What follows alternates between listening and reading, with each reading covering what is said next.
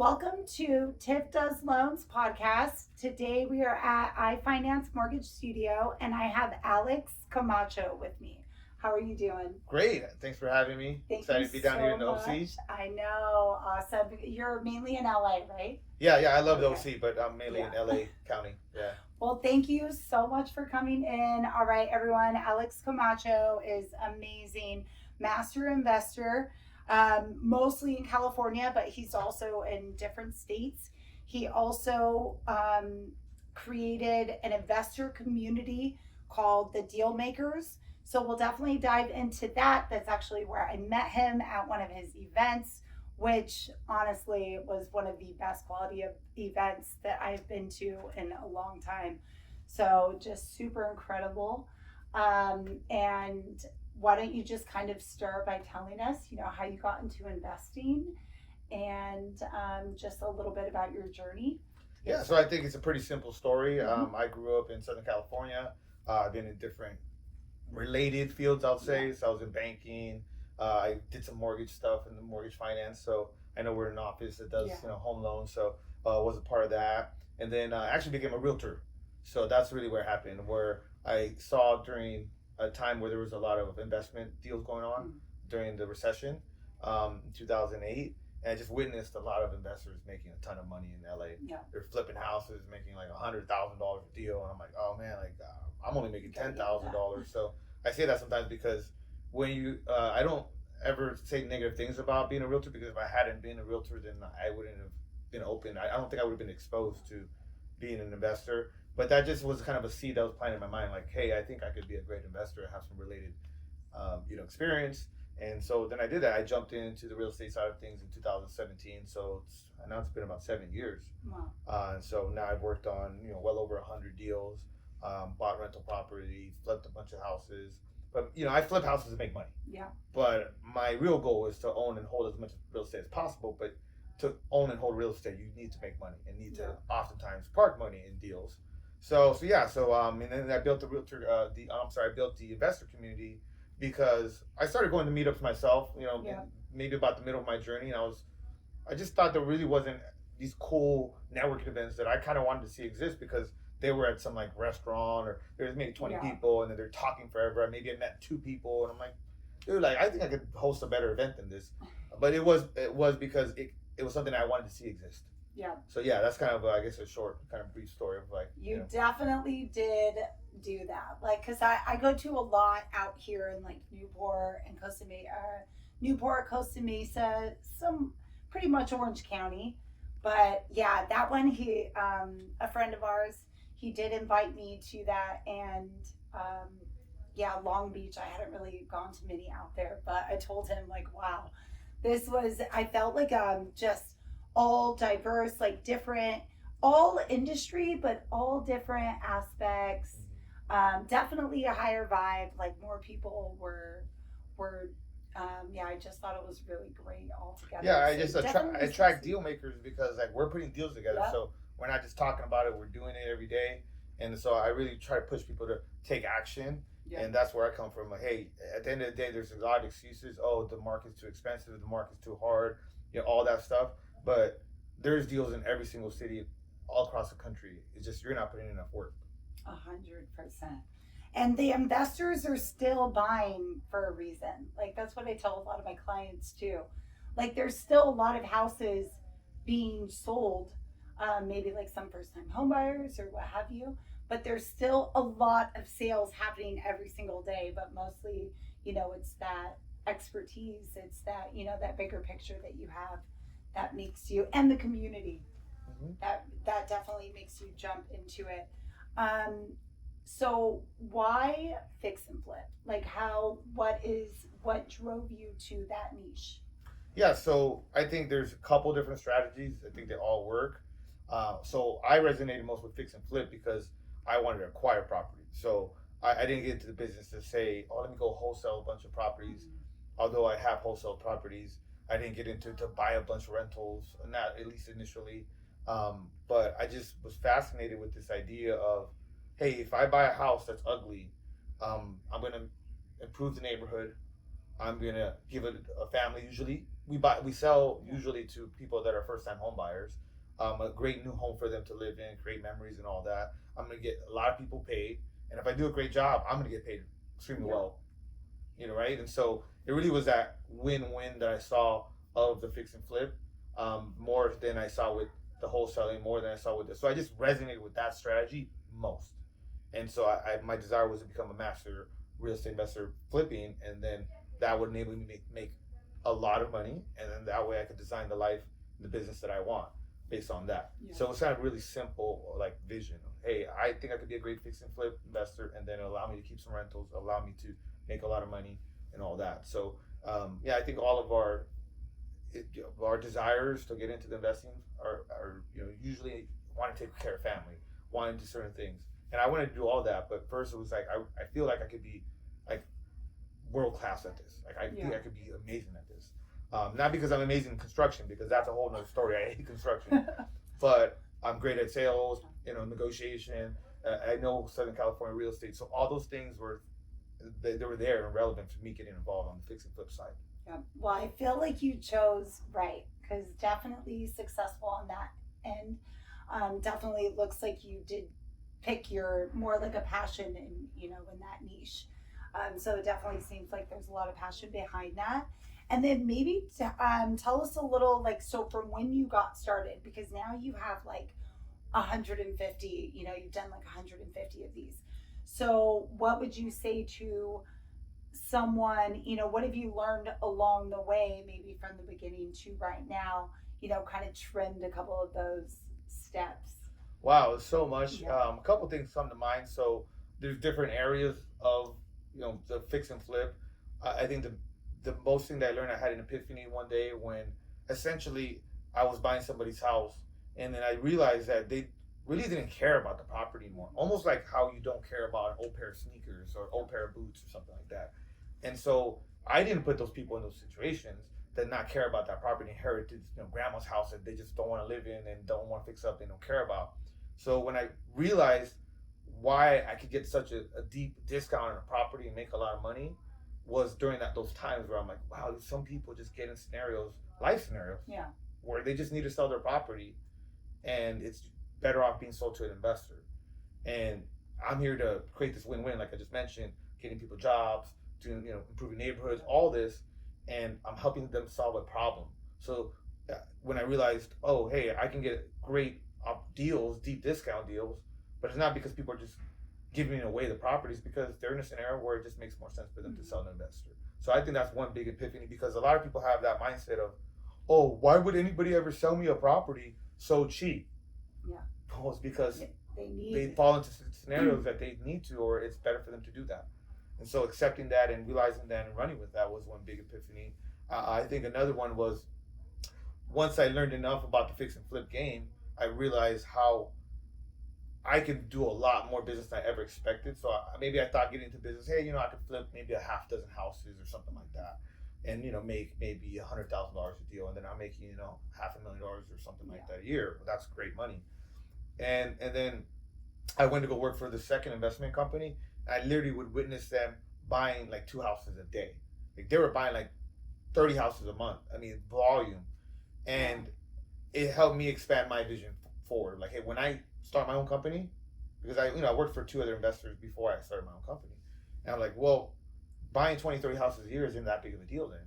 I could do more. I expanded my vision because I was just like thinking too small. And then when you see that it's possible too, like, do you think? Yeah, I literally was witnessing these people that didn't seem like they were rocket scientists. They were just great investors, and they had a lot of capital. So they were buying houses and left and right, and they were making money on 95% of them. So I was like, yeah, dude, I can buy 20, 30 houses too then a year. So it helped me think bigger. Just push that. And then, so now you have your own company. You've had that for a couple of years. Mm-hmm. So now you also became a mentor. Mm-hmm. So what kind of led you to that mentorship, and how have you kind of been guiding your new investors? Yeah, so it came through organically. So I believe in training and podcasts and just really learning so that way you can take the action. there was a time where you could overlearn, right? Or you have too much going on. You're just like in this constant, oh, I gotta watch this podcast and read this book. You only need a certain amount of information to take action. So once I had done enough deals and all that, and started my own company, I actually joined Ryan Pineda's coaching program, and that helped me really kind of scale up to what I was already working on. And then because I took so much action inside of that coaching program, he ended up asking me to be part of it, kind of on the coaching side, on the accountability coaching side. And so then I was coaching people every single week, and I just enjoyed it because they were asking me a lot of questions that I did have answers to because of all the deals I had done. And then I started doing it kind of like in a more of a intentional way of getting interns, getting people to help me on my business and save me some time, drive me around, go do groceries, go do errands. You know, that's what an intern does, right? They help you save time as an entrepreneur, business owner, and all that. And then you give them information and help shortcut their journey and their learning as well. So I really resonated with that way of doing things because I see my other mentor, Brandon Turner, doing a hybrid strategy like that. And I thought, well, wow, that's great that I could add some bandwidth to the team. I could save me some time, and then I could help people not make all the mistakes I made or have a clear path to where I'm at. And I just thought, and when you have a certain amount of success, right, I think most people naturally feel an inclination to like pay it forward, and you're like, hey man, I kind of got some things going on here now, and I maybe want to pay it forward here and help other people do the same that are willing to do the same amount of work or more than I've done though. That's where it's like they have to have a high desire, they have to have a positive attitude, and they got to show up. If they don't hit those things, then like I won't mentor them. So I'm very selective because I've seen a lot of people fall off. Everybody gets excited until the work shows up. Absolutely. And I feel like it's when they're watching some other investors, it's all just the glam. But then you're like, no, you have to take all these extra steps. So, but absolutely, I feel like that's amazing, even, with the podcast and with your community too, that you're building to give that back. And, it's just incredible. Thank you. So also just kind of leading into, tell us how the community got started. So how did you start building that? So also pretty simple.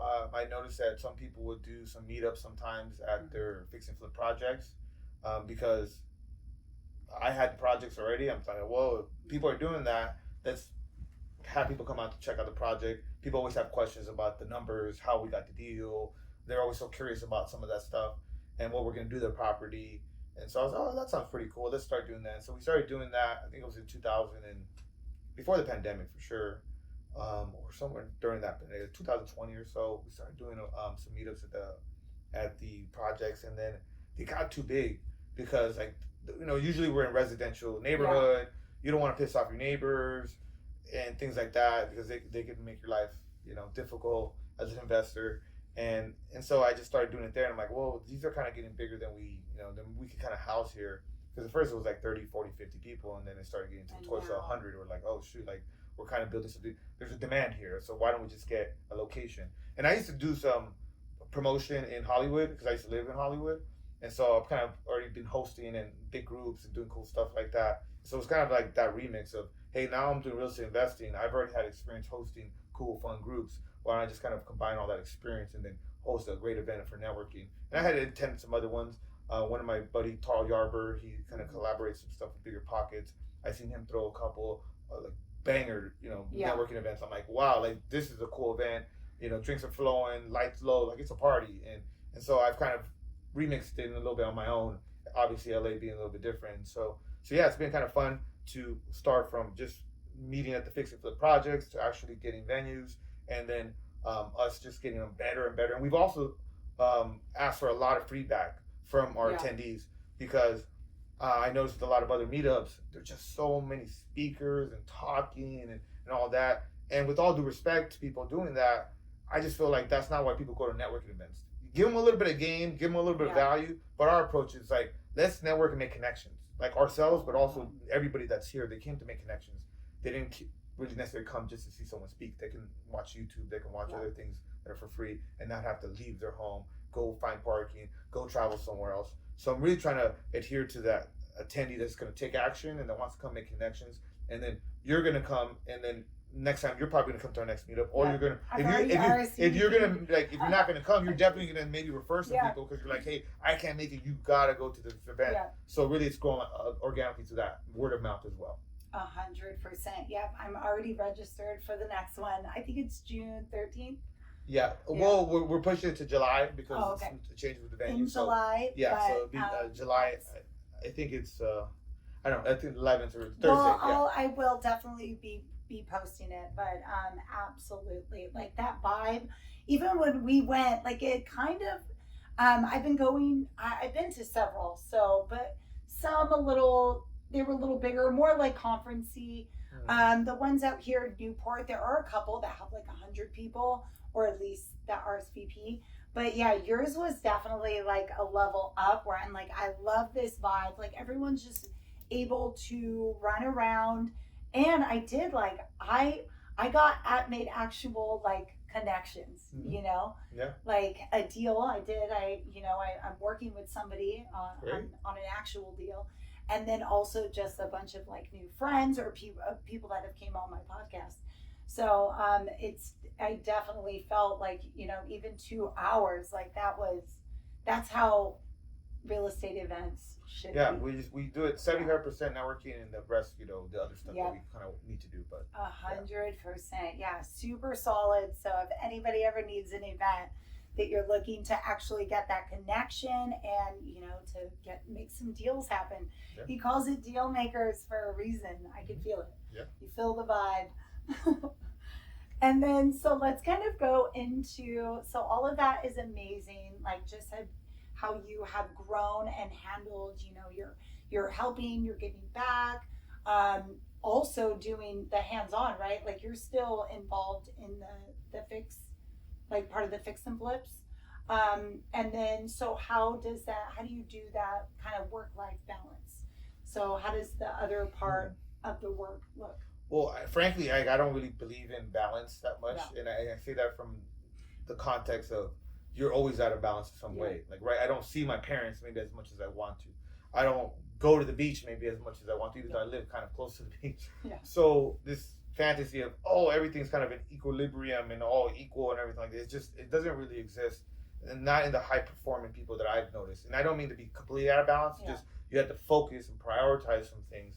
So, but I have put at top of my list having more location freedom. I think we talked about that a little bit on the phone when we were connecting, because I feel like I've been a slave to the office for too long. Now, obviously with the pandemic and things going more remote and like virtual with Zoom and all that's it's helpful. It's kind of accelerated that. Yeah. But I feel like I've been able to do it because I've spent so much time in LA that I know my backyard, I know my area, and so I know how to find a great deal consistently, and I just need to have the right people there to not F it up. Yeah. And just to, do the project management and get the property sold and whatnot. Although when I do spend more time in LA, I make more money. So there's kind of a trade-off. It's like, hey, I'm going to be spending a lot of time in Mexico, or I'm going to be in Hawaii.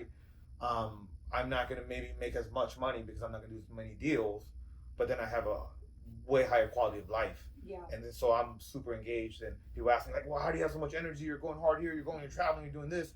Well, it's because I'm doing something I'm really enjoying, and then I'm around a lot of cool people in a lot of different cool places. So like, who's not going to be pretty motivated in that kind of scenario? But it really has been a design that I've been constantly evolving for the last 3 or 4 years. Yeah. So it's not like there's always been pivots. I think that's another word that we've been using a lot too, where it hasn't just been all linear, where, it's just like all of a sudden I'm living in a penthouse in Mexico, all of a sudden I have a big house in Maui. Like, not at all. No. Like, I started literally, I didn't make a lot of money for 26 months. Like, literally, I was working for these investors, making them millions of dollars. I made them about $2 million in that. Wow. A little bit more than 2 years, I estimate. And then on that month 26, I broke through and made $100,000 in a month. And then I never looked back after that but it took a couple years of just blood, sweat, and tears grinding to break through. And then I was like, okay, I know what I'm doing. I got the money, start my own company. So, I think there's just seasons. Like, you got seasons where you got to go super hard. Other times where I focus more on social media. Other times where I focus more on leadership, team building. So there's just been different pivots and different times that I have to prioritize different things in my life and business. And right now, it sounds crazy, but moving close to the water and being there in LA and Long Beach is actually a sacrifice for me, because personally, I'd rather be in Maui In Mexico or in Mexico Hawaii. in my penthouse over there. But that's okay because then also my team sees that like, hey, I know Alex would prefer to be over here, but he's doing what's best for the company and the team, which isn't always easy. Do you kind of live in California, Mexico, and Hawaii? No longer so much in Hawaii, but during the pandemic, I moved to Hawaii. I started to flip. I already had flips going in LA when I moved to Hawaii because I got this incredible opportunity to go mentor under Brandon Turner, like one of the goats of real estate investing. And so I was like, I didn't pass that up. I jumped on that and did that. But one of the best advice he gave me was like, make sure that you're not trying to build two bridges at once. Make sure your fix and flip business is humming. You got the process, you got the people. You've never done a remote flipping company before. You know you can flip, but you're not physically there. You can't drive to the properties. You can't do any of that. I'm like, okay, cool. So for the first 3-4 months, I didn't do any type of business in Hawaii. I just worked on the business in LA. Once we started buying deals consistently and things were humming, then I applied what I had learned and what I knew and started doing deals in Hawaii. Once that started going, Maui's amazing. It's an incredible place. At the time, though, I was like, I was single. I was like, there's not a lot popping in Maui. Like, I'm a single guy. And so I was like, oh, let me I have some great family, and I've always had great experiences in Guadalajara, Mexico. So I went down there, and I ended up finding this super, super affordable, like almost penthouse apartment for like a great price. And I'm like, well, why don't I just live in Mexico and Hawaii and then just go to LA on business as needed? And so I kind of was doing that for a couple years. But then after the Maui fire and all that, we rented the house to one of the families that lost their house in the fire. Yeah, and so we're just like, it kind of shifted. We're like, you know what, Hawaii is a difficult state to do business and scale up because of the prices, because of the remote, because of a lot of different factors. Can do a lot of loans out there. Yeah, it's just a difficult place to do business. Yeah. It's paradise. So I decided recently, okay, well, I'm going to rent these properties out. I'm not going to look for more deals out in Hawaii, although it's been very lucrative for me. I'm just going to focus on LA County, what we do best. And I have to finish the apartment building that we've had a lot of challenges with in Arizona. And I'm just going to be locked in on LA and my bread and butter. Yeah. Nice. And then so like LA and Mexico is where I'm kind of mainly at. But no deals in Mexico right now. No, the way the financing works, I'm a dual citizen, but the way the financing works, the leverage, all that, the money moves faster in the States. So it's better for me to make a lot more money in the States, and then when I'm ready to buy some more real estate out there. But right now I'm not really actively looking at stuff. I know Tulum's exploding. I know Cabo's exploding.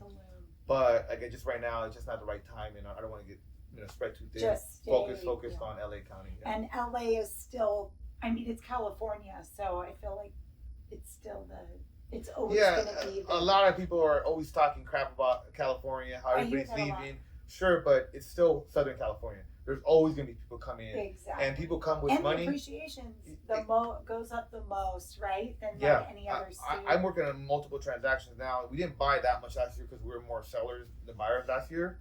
But I'm working on multiple deals. They're 6-figure flips, so I'm focusing on that. Like fat spreads, doable deals, LA County. And so that I'd rather do half a dozen deals making $100,000 than to like work on 20 that, maybe make an average of 50, because I've done that. Yeah. So I want to do more revenue, less deals, and then in my backyard. Yeah. But all these are pivots because But you got to learn. Yeah, you're constantly navigating. It's like a plane. It's always off course, but then it still makes the destination because you know where you're going. But you got to make a lot of pivots in this business. And what would you say is like your top tips for like a new investor, especially that's maybe diving into California right now? I feel like a lot of social media is kind of, it's not landlord friendly.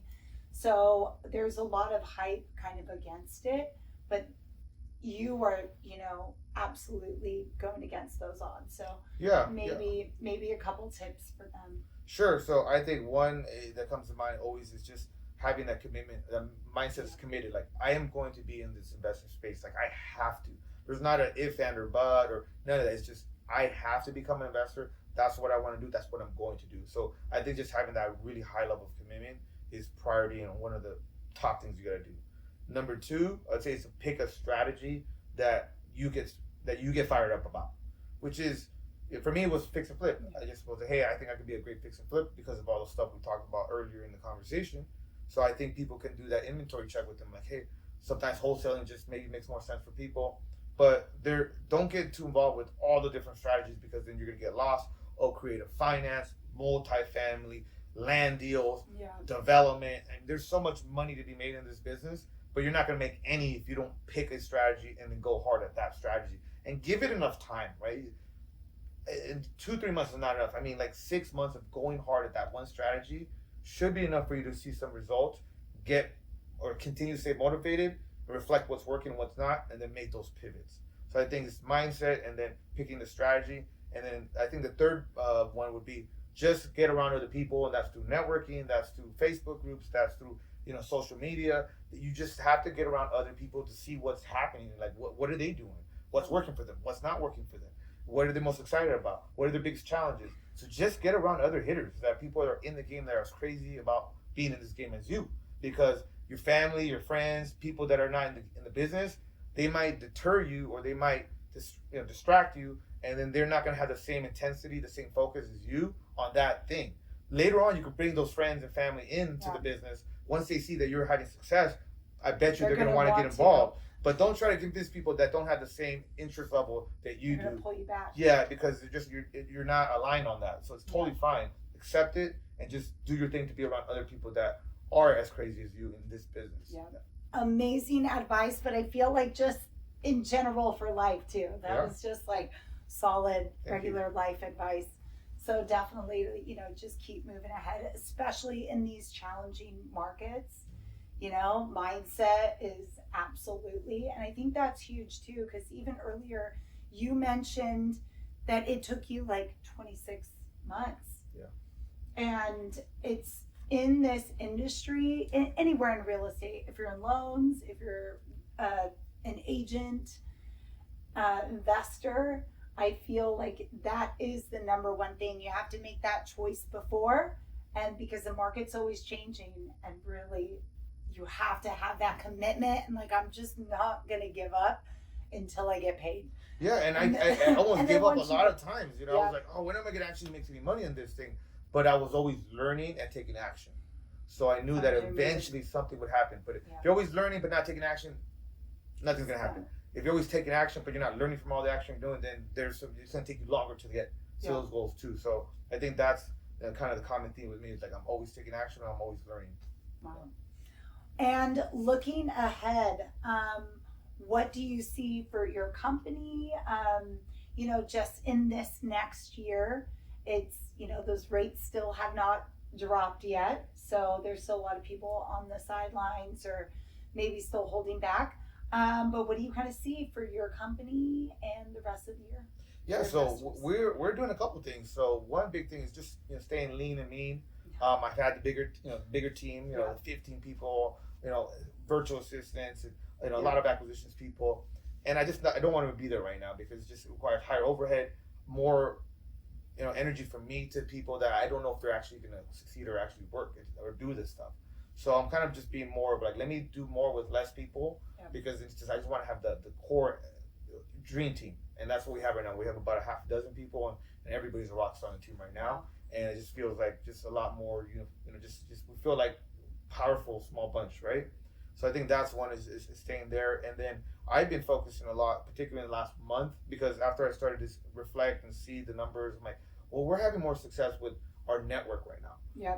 I have a big network of people because not only the events, but social media, everything. Yeah. And so the last couple of deals we bought came from the network. And so I'm like, well, I'm not keeping in touch with my network enough. And I think in real estate, as a realtor, they talk about working your circle of influence. And so just today, I made about 15 calls to my network, caught up with some people, found out what's working for them, what they're excited about. We're setting up some Zoom calls on a couple of those calls that that resulted in some follow-up meetings. And so I'm going hard at what's working because we used to make a lot of offers in MLS, but because there's hardly any inventory, we're not really seeing a lot of success there. So hey, we'll put that on the back burner. We have a system for that when there's more inventory. Right now, it's not the time.